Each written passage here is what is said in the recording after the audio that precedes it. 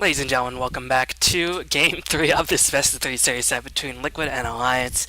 If you have not watched the previous games, I advise you to check it out by clicking these two left-hand links in the bottom left-hand corner.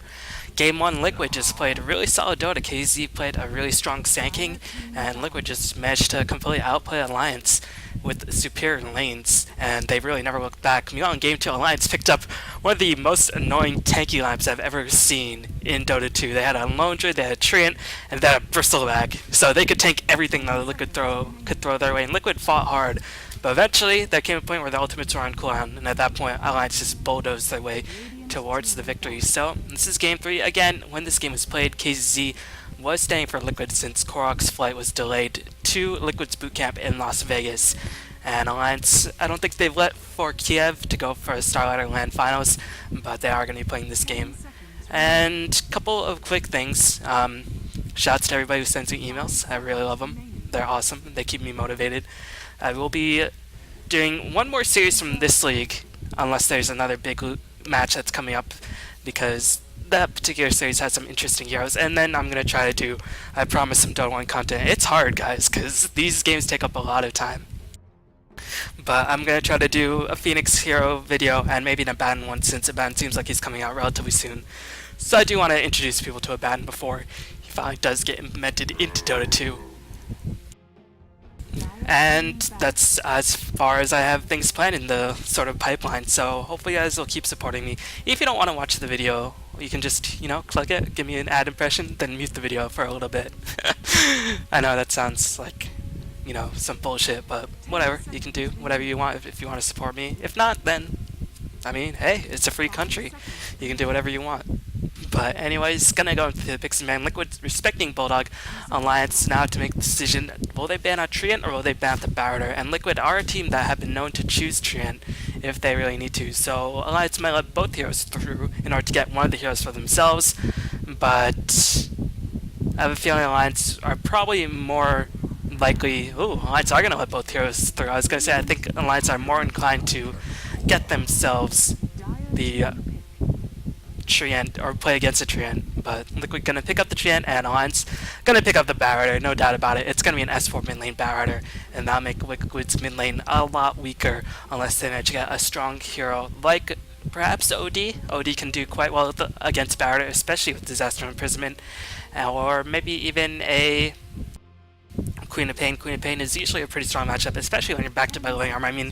Most mid lane matchups become a lot easier when you have the protection of Living Armor granted to you. Well, that's actually taking a bit of time. They are going to get Barretter, but they're also trying to decide if they need to get their offlane hero. So they're going to get Enchantress instead. So right now, a lot of Bulldog's heroes have been removed.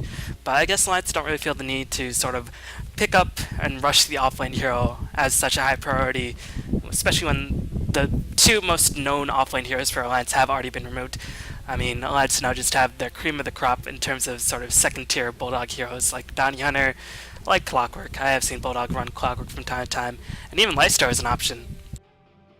So Alliance is instead going to get the Enchantress, so it seems like they want to apply some early game pressure, try to bulldoze some towers before the Treant armor really becomes a problem, and that might be a good way to approach the Treant trialing. And one thing about Treant trialings is that they will be defensively played for the most part, because level 1 living armor does not really help you too much in an offensive challenge situation, and lead seed, it's pretty good, but you can't really spam it since you have to get up so close into the enemy team's face. So Liquid most likely going to run a defensive Chine. Enchantress is a jungler who can potentially go on the offensive, but Liquid are actually going to secure themselves a Chen. A really interesting decision. Look for Alliance to immediately get rid of Weaver as well as OD. Those are the two heroes that Alliance will get rid of. Count on it.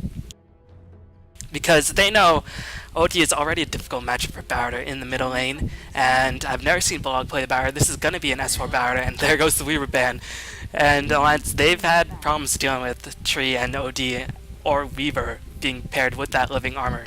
So they're going to get rid of those factors entirely. On Liquid, maybe they'll ban out more offlane heroes, but there are a lot of offlane heroes that can potentially run. So instead, Liquid going to just get rid of carries that give Tree a bit of problems, like Barrage from the Gyrocopter, and of course the Flat Cannon, not so good against, or pretty good against Chan creeps as well. But yeah, interesting that Liquid decided to secure themselves a Chen. So I like this pick for a couple of reasons. One, it gives them a way to sort of apply early pressure towards the bomb tower, and more importantly, it gives Treant the chance to participate in the dual lane. And Treant is a hero because, again, Living Armor is not the best spell level 1, but as you level him up, it just becomes more and more difficult to deal with. So as Treant acquires levels, which he will be able to do a lot more easily if he's in a dual lane on the bottom lane, especially if he's doing a lot of creep pulls, then that Living Armor will be leveled up relatively swiftly, as Lance actually going to get rid of the Light Stealer. So maybe they're baiting an OD pick, because even if there is Living Armor, Enchantress is a pretty strong level in ganker, because again, Living Armor won't be enough to save OD from the wrath of Enchantress and Batrider, assuming of course Napalm stacks are stacked up. Or maybe Liquid just won't run the OD, because I've never seen Liquid actually play OD in a professional match, and they might not be comfortable playing OD when they have a stand-in participating in this particular series. Reserve time. So Alliance got rid of the Lifestealer, Liquid got rid of the Alchemist, as Alchemist, very powerful hero, and is very annoying to deal with because he's very tanky. And right now Liquid, one thing that they are lacking is a reliable way to get a lot of burst damage down onto heroes. So I don't know what they're going to go for, perhaps OD. I think OD and Quap are probably the best choice for Liquid to go middle up against S4's Batrider. Meanwhile, Alliance probably going to get either some combination of, well, they're going to get either Clockwork or Bounty Hunter? I don't know how effective Bounty Hunter will be in this game. Maybe Clock. I think Clock could be a reasonable pick up against Liquid's lineup. Although, it's difficult to say. So right now, Alliance, they have their mid, they have their jungler, they need a carry for Loda, they need another backup support for EGM to play, and they need their offlaner. Meanwhile, on Liquid, they have their 2 supports, so now they have to get up some damage, and unfortunately for Liquid, a lot of the more powerful heroes have been removed from the pool insofar as carries, and even offlaners have concerned. So I'm not too sure what Liquid will do in regards to the offlane position. They might, well, they can't even pick Furin because Furin's banned out, so I don't know what hero Volvo will play. Liquid's definitely going to go with the defensive Shrine, so just looking at offlane heroes who can potentially jungle, really not too many. I guess Tidehunter could feasibly jungle. That might be a bit ambitious. Alliance going to get themselves a Rick, so they're going to get themselves a nice Spores. Liquid going to get themselves a Puck. Now, Puck versus Batrider online, I do favor the Batrider, because, I mean, people always say you can use you can dodge sticky napalm stacks with the phase shift, but sticky napalm is a lower cooldown than phase shift, and Alliance actually going to get themselves an OD. So will we actually not see an S4 Batrider? This is the first time I've ever seen S4 not play Batrider in the middle lane. It might be a farming OD with Loda, but OD usually is played as a mid-solo position. So I'm not too sure how Alliance will be laning this. It could be a mid-solo OD with Bulldog playing the Batrider in the off-lane position. It could be a mid-solo Batrider with OD playing the safe lane if Alliance decide to go on the offensive with their trial lane. But that's one of the strengths of Batrider. He's so versatile. And even with a team like Alliance, who S4 usually only plays the Batrider for, I mean, Batrider is such a strong hero that a lot of players can play him to a very high level, assuming of course they get their farm going, because Batrider, once you get your dagger going, his game plan becomes relatively simple. Blink in, get somebody, pull him back, win fight. Or try to win the fight at very least. So Liquid, I'm still a bit concerned. Puck vs OD is definitely not a matchup in Puck's area, since Puck's base damage is reduced quite a bit once OD does spam that Astral Imprisonment going down onto the Puck, and Puck loses a lot of mana, so won't really be able to spam the orb. And Liquid, they don't really have any ways to set up a Chen gank. I mean, Chen will have to come in, hopefully get a net creep in order to pick up the kill. Liquid gonna pick up the Viper.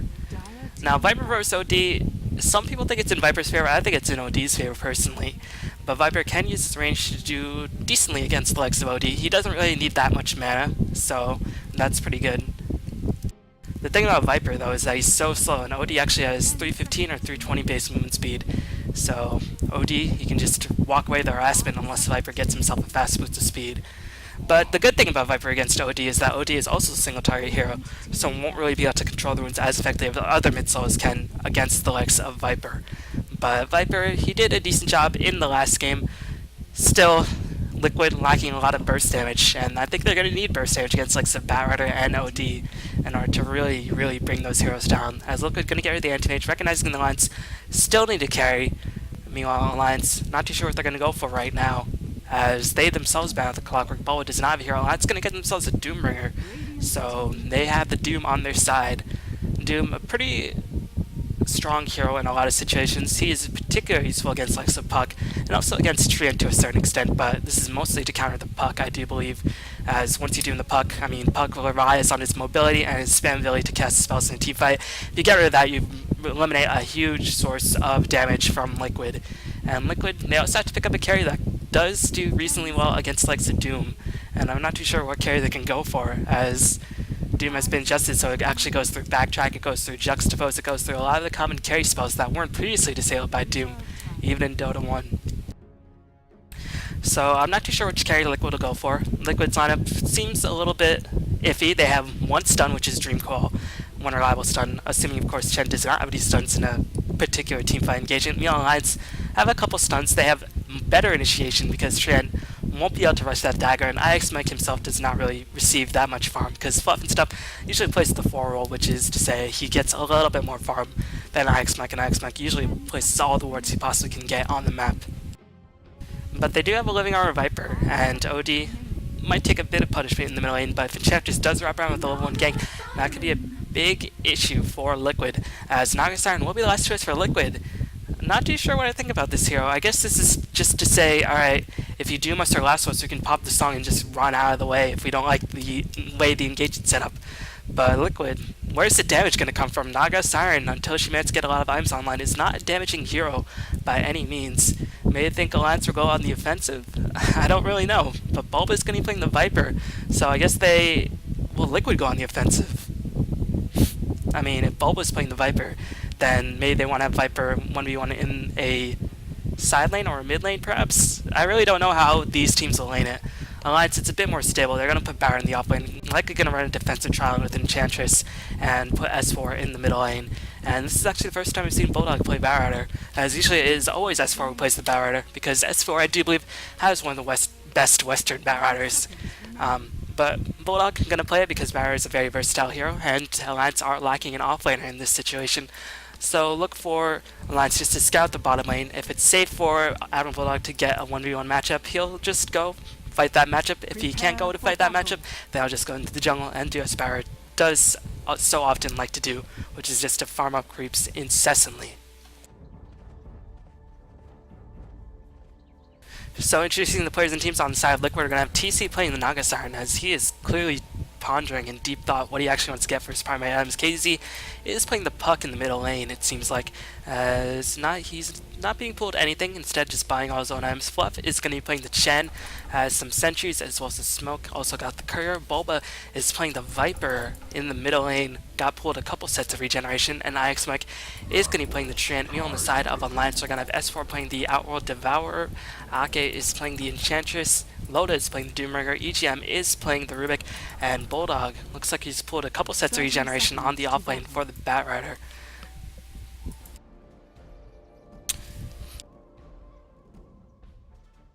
So, usually when Barra goes to the offlane, you don't often see him go for boots first, unless he wants to actually stay in the lane up against a Tron, because, I mean, boots first is all well and good, but when you take the jungle, boots won't really help you too much. But he was pulled a couple extra sets of regeneration, so even if he does have the boots and he is forced to rotate in jungle, he can jungle pretty effectively with these extra additional regens, as Bulldog gonna be lucky enough to get himself a regenerate or an invisibility rune. Not going to be forced to use the skill point just yet, as Centaur is going to drop. Bulldog going to be in a lot of trouble and might end up perishing. He will give up the first blood. Very, very unfortunate for Admiral Bulldog on the Baron. Not a good start for your Baron playing career. Maybe this is why S4 usually plays the Baron. Well, Bulldog obviously wasn't anticipating Centaur, but very nicely done. Nice recognition by Fluff, and they camp the top hill. Unfortunately for the mid lane, since IX Mike was forced to use the Leech Seed, Bulba is going to be without Living Arm for a decent amount of time, unless IX Mike does manage to get some pulls going. But Bulldog, since he knows China is going to be jungling, and he knows Treant and Naga really can't kill him off unless he makes a huge mistake like he just did, he can actually lane comfortably against the likes of Naga Siren, because Treant wants to get the level 2 up ASAP in order to get the Living Armor, in order to help out Bulba in the middle lane. Viper hitting level 2, getting that point to Nether Toxin, and you can see so far Bulba is struggling a little bit, because you can see OD just coming in, gonna get a lot of extra base damage. And keep in mind, a lot of Viper's damage only comes into effect as the HP of the target is reduced. So his Nanotoxin not really the best ability when the target is above half HP. As meanwhile, EGM is going to ask KZ quite a bit on the offlane. You don't really see offlane Pucks too much because Puck is a very level dependent hero, and the sooner you get your items going, the sooner Puck can make a huge impact. But again, Alliance is also jungling themselves, as KZ is going to get lifted up in the air below, not even going to bother to turn and chase. And instead, we'll just keep farming up, gonna get more points in Devour. I actually picked up a point to Swiftness Aura. So he is going to go for a pushing creep. Interesting idea, but this will allow KZ to pick up a lot of free experience under the tower since the creeps have greater attack speed to push out the wave a bit faster. You know, Bulldog, only level 1 has that point to Firefly, like I previously mentioned. Gonna look to do some creep jacks over IX Mike by IX Mike, now level 2, and immediately gonna throw down the living armor on the lane. Meanwhile, the net is gonna fly, and I don't know if Firefly was able to secure any creeps thus far, as Bulldog is gonna kill the Double Dangerous. Actually, both heroes tried to kill the Double Dangerous, and Fluff and Stuff with 4 skeletons gonna rotate towards middle lane, and Bulba in the process of being ganked because Ake rotated in with the Centaur, but the living armor just making Bulba so damn tanky, but the living armor has finally worn off, and S4 with the superior move speed is able to chase down Bulba and kill him off. Now Fluff and Stuff is in a lot of trouble. Ake gonna pop the Nature's Attendance to heal himself up to a greater degree. Fluff is gonna be a lot of trouble, gonna get living armored up, but again, level 1 living armor, just not the best ability. And Enchantress really showing her merit as a strong early game ganker. She can get those army of creeps going her way, and she has that point to heal that makes her a lot more survivable compared to somebody like a Chen. So now this matchup is going to heavily favor the Outworld Devourer, since Outworld will have the boots of speed shipped out towards him relatively soon, and is going to have maybe a no talisman to give him a bit of extra base damage, but Bulba now going to be very far behind, as he's going to try to do whatever he can to get himself back in lane. Living armor will definitely help him out to a certain extent. Still, once OD does pick up the boots, there goes any hopes of Viper actually killing the OD, unless OD makes a massive misplay. Meanwhile, Bulldog, just recognizing that Fluff was out of the picture for a bit, just gonna farm up a couple of Fluff's jungle camps with the Firefly as well as the Napalms. We'll pick up the Tranquil Boots as well so he can sustain himself in lane, as EGM gonna look to usher KZ away, and so far this laning phase is not going well for Liquid at all, especially since Puck has only been able to secure himself 3 creeps. Has been able to get himself a decent number of levels, but again, the problem with Liquid's lineup is that their damage is just not going to be there unless they manage to get a huge experience advantage, and Alliance's lineup is relatively tanky, because Outward Devourer will likely build in towards the mecha, Doom is very tanky, I mean Enchantress is deceptively tanky, and Barretter is naturally tanky for an intelligence hero. So I'm not too sure how Liquid can actually kill off anybody, as Fluff is going to go for a gank on the top lane by himself with only a Puck. They're trying to hunt down EGM. Will they be able to do so successfully? That remains to be seen, as KZ looking to do as much harass on EGM as possible. Fluff is going to rotate in, going to get the Satyr Tormentor online. EGM will run straight towards his ward, and EGM going to die. Good rotation by Fluff, but he has to travel the whole length of the map, and it's going to be very dangerous for him to actually farm in his own jungle, because the Enchantress and the Rubik could potentially rotate in. So he's going to have to go all the way back to the defensive jungle if he wants to get those levels back online. Still, that was a nice gank by Fluff. Usually the Satyr Tormentor not the best gank creep, but they recognize that Rubik will not have boots because he is a support, as Bulba just going to continuously get prison. And look at OD's base damage. Viper, pretty strong last hitting hero, but this is why I do think the matchup is in OD's favor, as even though Viper doesn't need mana, OD will just be able to out DPS Viper, although Viper is doing whatever he can to possibly get some last hits under their tower. You know, Fluff picked up a Wild Wing Ripper, the stupidest name in Dota, next to, of course, the beloved Hellbear Smasher, which is actually an epic name. As Forge just farming up has the Tranquil Boots, and that's going to make it incredibly difficult for Bulba to actually get the kill.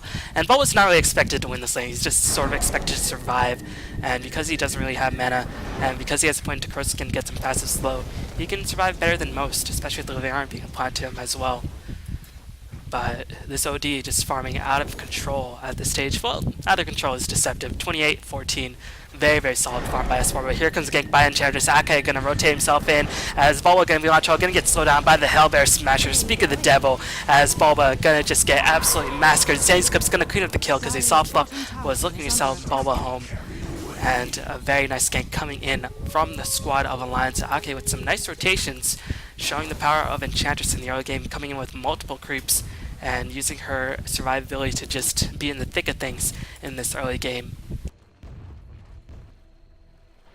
TC on the bottom lane is the highest farm in the game, but again, can't really respect the Naga Siren too much, especially when she's just laning by her lonesome. As Ake gonna help pick up a kill on Chen. Will actually sacrifice her life? No, just the micro by the Stormcrafter enough to allow Ake to potentially escape, although Viper with his ridiculously good range is gonna secure the kill in the end.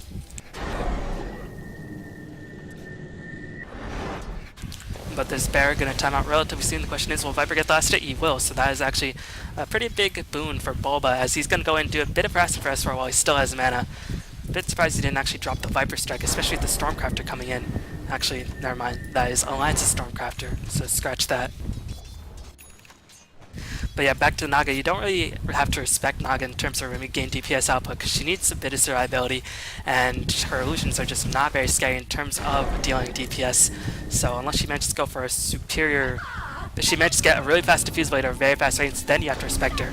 As KZ on the top lane, gonna get Nishon, will be able to escape, but won't be able to blink back far enough. Gonna get doomed up. Loda actually gonna dive in, taking a lot of damage to the tower. Here comes rotation by Fluff, as KZ might end up perishing. I'm not too sure. The Leech Seed getting applied by Axe Mike. Looking to kill off Loda. Loda just too fast and too tanky. Won't survive, but KZZ is going to survive himself as Loda looking to teleport himself out of there. Can test Faith clean up the kill? No, just barely not enough damage. Slough is spending a lot of time trying to secure the lanes, recognizing Liquid are having a bit of a difficult time. Still, Alliance seem to come out ahead in these engagements thus far, as Mechanism will be the first time for S4. He's going to have it in about 500 gold, farming very, very well, participating in 3 kills. Meanwhile, Batrider starting to get his own farm rolling, has his stick, again, doesn't really need bottles since he's not jungling nor is he mid, so look for him to either get the magic one or just straight up brush the dagger. As Bulba gonna get TC actually gonna get disrupted. Song of Siren will be applied by TC as Ake was rotating himself in, and TC should be able to escape relatively easily. And the question is, does he want to turn around? As here comes the Rain support, and you can see the Rain do have a lot of wards on them. Meanwhile, the Dire foregoing wards in order to get them supports a little bit of extra farm. TC actually taking a lot of edge. Batrider gonna fly overhead, and TC gonna be launched out. Does not have enough mana for net, but Barrier just a bit too slow. Compared to the likes of Naga Siren, who again has very, very high base movement speed. But 5-3 and Alliance are playing super aggressively. Although the good thing for Liquid is they have the level 3 living armor, which is, you know, among the most annoying spells in the game. But it's going to be very difficult for Ix Mike to actually get that level 7 if he's continuously forced to rotate in to help out his teams. As TC going to get imprisoned again, and OD, this Essence Aura just seemingly never endless, and there is a neat trick you can do with Tranquil Boots, because you can use Tranquil Boots to proc the Essence Aura and get yourself a lot of mana. So that's why Tranquil Boots is often the preferred boots of choice for OD in the early game before you disassemble them and make them into treads. But TC actually going to rotate middle. I don't know what the reasoning behind this is. Maybe they think TC is a bit more difficult to gank since he's faster. Still, Naga Siren was pretty much the only thing that was going well for Liquid since he was farming superbly well up on the bottom lane, and now he's going to have a lot more difficult time farming in the middle lane against the likes of OD and the continuous pressure that Ake is applying, who is now level 7 with intelligence treads. This Enchantress getting very farmed very, very quickly, and you can see the Dire getting a lot of experience in this early portion of the game. Meanwhile, Loda on the Doom, going for a pushing-oriented build, picked up the Arcane Boots. Not very common on Doomringers. Some Doomringers like to get Phase in order to keep them on mobility. Some Dooms like to get Tranquils in order to sustain themselves a bit more. But Arcane Boots definitely going to help out Loda if he's going for a casting-oriented Doombringer.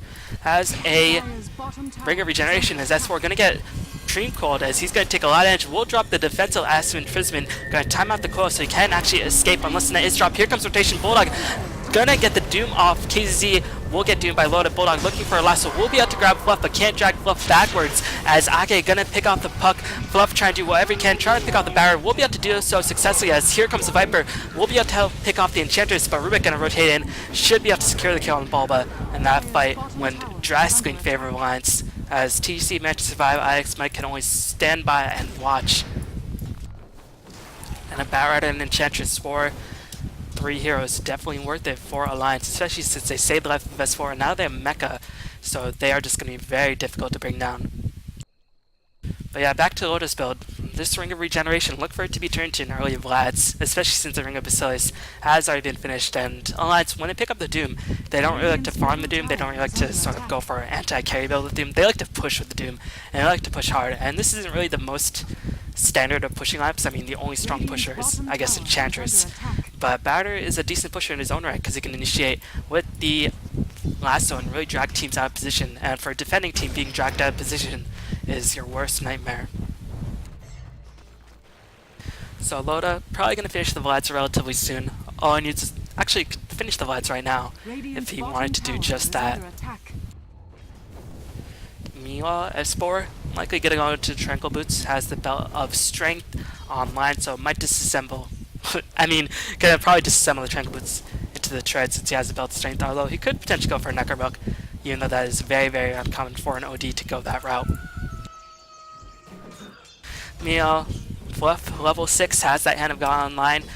Treant, still level 5, level 3 armor is quite powerful, as it does do a lot of damage block, 60 damage block over the course of 7 instances, because this patch, I think, or this game was played before the new patch is implemented, despite the skill description saying otherwise. As here comes the imprisonment onto Axmike. He has a point to Overgrowth and has a point to Nature's Skies as well, so Axmike should be okay. Overgrowth actually will be used by Axmike as they want to go on for Rubik, but Rubik just going to teleport himself out of there. KZ will drop the coil. EGM definitely going to die here, trying to do whatever damage he can possibly do before he does end up dying. But will get himself picked up, and all the while TC did kill off the tower in the bottom lane, so a good rebuttal by Liquid as they are trying to get themselves back into contention. Not too sure what build TC will go for, as he is saving a lot of gold. I don't know. Mantis is not really the best idea against the likes of OD, whose Zang's Eclipse and Astral or Arcane Orb just rip through illusions very, very easily. So maybe Radiance for a bit more of a split pushing oriented build? Who knows?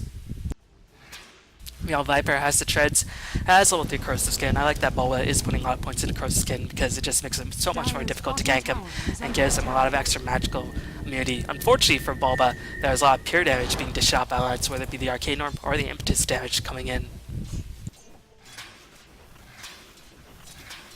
But you can see Bulba just using high ground to his advantage, trying to drop off as many poison attacks as possible. EGM going to rotate himself in, will look to get initiation on the Bulba, and the unfortunate thing about Viper is that you can never hide Viper Strike. He has no castable abilities outside of Viper Strike, so Rubik will always steal Viper Strike, and there's nothing you can do about it if you're a Viper player.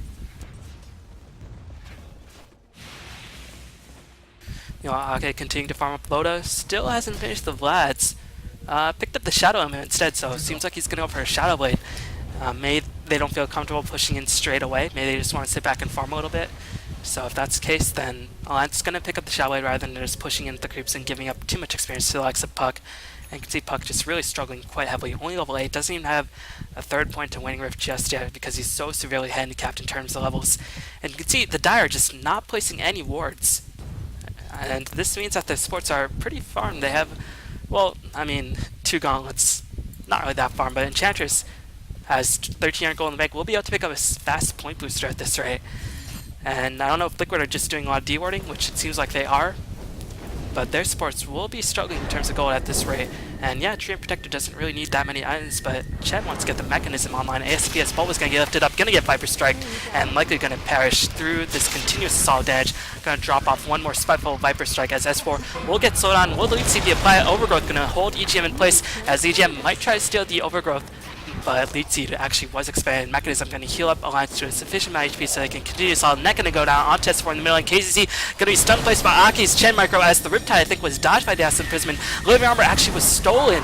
So here comes S4 with Living Armor. KZZ going to get doomed, going to get picked off. Treant going to die as well. And now TC looking to run away. Going to kill off Aki at the very least with Fluff and stuff. Probably going to get out to down. His board never stood a chance down. The Acid Imprisonment will be used on TC, doesn't have the Song of Siren. Lasso gonna come in as Bullock managed to finish this blink. It's gonna be a complete team wipe in favor of Alliance.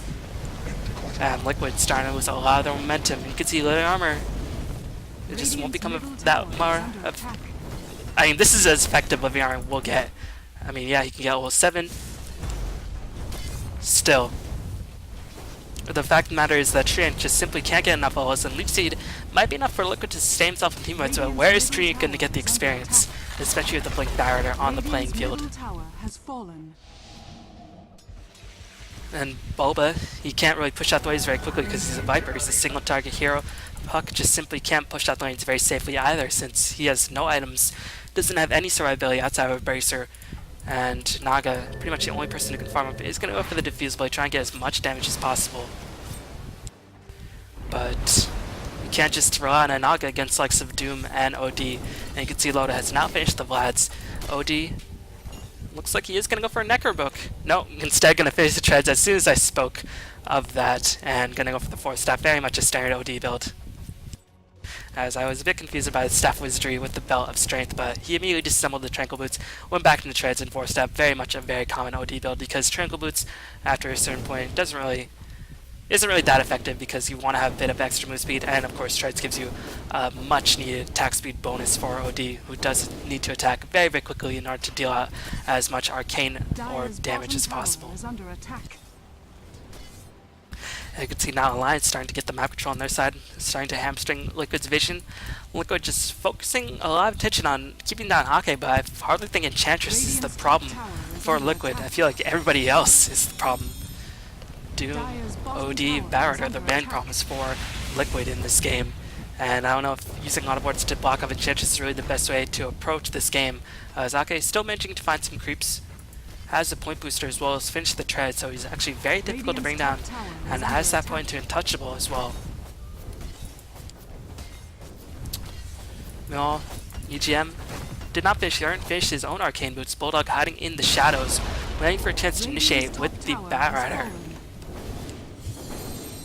TC will be able to pick up this Diffusal Blade in about 20 gold, but the impact that it will have is going to be questionable to say the least. Naga Siren's level 11, so she has that short cooldown on the ultimate. Here comes a Firefly attempt. They're going to spot KZ as Barret does have vision, and they will be able to snag KZ. Viper Strike going to go down to Bulldog. Sanesclip's just going to decimate Puck's HP pool as TC going to drop the Song of Siren, but can Liquid actually counter-initiate? They are going to dispel it. Overgrowth going to use as well, but where's the damage going to come from? Loda, so tanky. Mechanism will use. Ix Mike going to get healed. Mecha was finished by Liquid themselves as Barret going to blink on ahead, trying to stack up napalms. Bulba just simply can't do enough. Viper too damn slow. He's going to get sent right back home, but Fluff might end up perishing for his attempts to save his friend, and Fluff going to get killed off. It's gonna be, Living Armor, allowing him to sustain himself for a moment longer. TC gonna drop a net, as will they be able to do enough damage? And EGM once again stealing Viper Strike, well so on TC. They managed to get a Barret in exchange for a Chen, as well as a Puck. Still worthwhile trade for Alliance, a 2-for-1, and they killed off the Puck.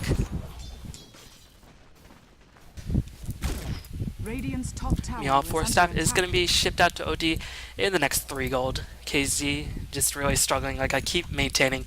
And Liquid, they don't really have any threatening split pushers outside the Naga Siren, and she can't split push by herself when Song of Siren is on cooldown. Unless she has Manta or has some high levels into illusions, which she is starting to get going. She did skip a couple points in net in order to get some tankier illusions, so she can split push a bit more effectively. But, I mean, Naga Siren just simply cannot bear the weight of the world single-handedly on her shoulders. If you check out the gold graph, favoring Lance, not the biggest deficit for Liquid, but the problem is for Liquid, how can they actually kill people? And you can see in these engagements, Liquid, they're getting all their spells off, aside from Dreamcall in the previous engagement, but they're simply just unable to do enough damage. And the gold and experience graph, pretty much identical. Wow. It's been a while since I've seen them pretty identical as it is for Alliance. Alliance actually going to smoke up, looking to initiate with the Barrier Lasso, as Bulldog, will you apply the Firefly? They're going to initiate on Bulba. We'll apply the Lasso as well as the Doom.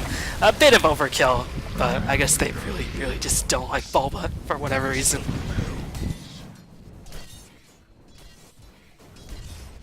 You know, Ix Mike waiting in the shadows, has that 2nd point lead seed, and Viper, it's so difficult for Viper to come back. Looks like he's going to throw an Aghanims. His Fluff going to be caught out. Will net the Loda in place, but Dreamcall going to lift Loda because he popped the Shadow Blade. Fluff going to die. Overgrowth going to be used to pin Loda in place, but how can they kill him? This is just a very damage deficit draft that Liquid did produce in this game, as TC's trying to do whatever he can, but just simply can't do enough. Did a couple hits, then just said, screw this, I'm going back home, by using his Song of Siren. And Alliance probably going to rotate in for Roshan relatively soon once they clear out this bottom creep wave. And Enchantress has 2 points in Untouchable, can tank Roshan. reasonably effectively. I mean, 50 reduced attack speed is pretty good. They don't have the medallion, but they have Arcane Orb, which does work on Roshan. Loda trying to be a bro, taking the Roshan instead of Ake. Azaki just running into place, and now Roshan not going to do nearly as much damage. We'll try to bash and smash Ake into oblivion.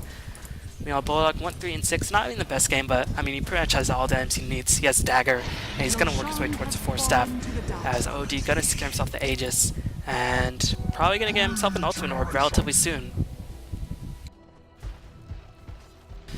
Liquid have only killed off one tower, and you can see the mobility is severely hamstrung. They're planting a lot of wards, yes, but what good are wards when you can't really capitalize on them? They're just going to be forced into defensive posture. I don't think Liquid really has any choice but to plant the wards, otherwise they'd just be killed off, but it's just really, really not looking good for Liquid in this game, to say the least, as Barrier will secure the 4-staff, and KZ going to come in with the Orb, only now hit level 10. I mean, he is going to be... At this rate, Puck will pick up a 40-minute dagger. And it's really just no fault of KZ. He was put in off lane as a Puck, which is very, very uncommon these days. And he's up against a Doom, who just completely counters Puck into oblivion.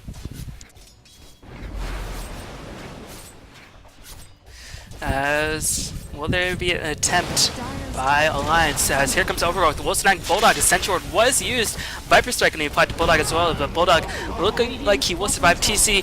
Going to be Impetus, as here comes the Dreamcoil and Silence, doing a lot of damage to Alliance, but the mechanism will be used to heal up EGM to a sufficient amount of HP. EGM will be the first one to die in this engagement with Doom. Going to go down onto the Naga Siren. Can they keep up the pursuit? OD is chasing as best he can. Sand Skip's going to be dropped. Ix Spike taking a huge chunk of damage. Will die. Lasso going to be applied to Bulba. Bulba full HP, but he's going to be brought down relatively quickly. Flamebreak going to cancel his teleport, and Liquid just struggling heavily. EGM actually bought back in order to continue the assault, and GG is called by Liquid. They recognize when they are beat. They just simply could not find any room to farm up, and Alliance, after some interesting opening games, just managed to own Liquid in this third and final game. And quite frankly for Liquid, the lanes in the draft just were not there. I don't know why Liquid didn't try to get the OD themselves, because this is a second phase pick OD for the side of Alliance. But they paid for it, and OD just went on a rampage. But hopefully enjoy that. Alliance is looking very strong as they head towards the Kiev Starlight Grand Finals and then start training for TI3. Liquid will be beginning training for their boot camp in Las Vegas once Korok does arrive in Las Vegas. So hopefully you enjoy that game. Thanks for watching, and I'll see you all next time. Peace.